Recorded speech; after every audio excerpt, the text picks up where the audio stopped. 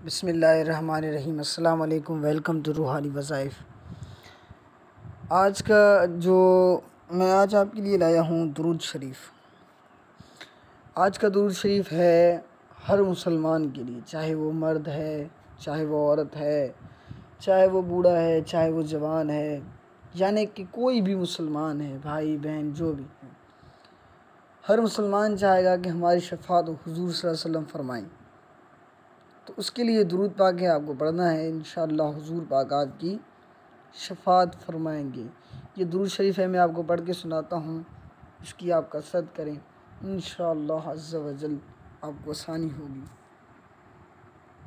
हुज़ूर सल्लल्लाहु अलैहि वसल्लम की शफ़ाअत, ये दुरूद पाक है, मैं आपको पढ़ के सुनाता हूँ। अल्लाहुम्मा सल्ली अला मुहम्मदिन व अंज़िलहुल मक़अदल मुक़र्रब इंदका यौमल क़ियामह।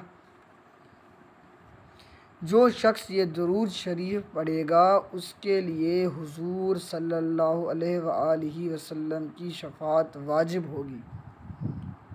फ़र्ज़ के बाद क्या आता है? वाजिब। यानी कि जो भी शख्स ये पढ़ेगा दुरूद पाक, शफ़ाअत उसकी वाजिब है, हुज़ूर सल्लल्लाहु अलैहि वसल्लम उसकी शफ़ाअत फरमाएंगे।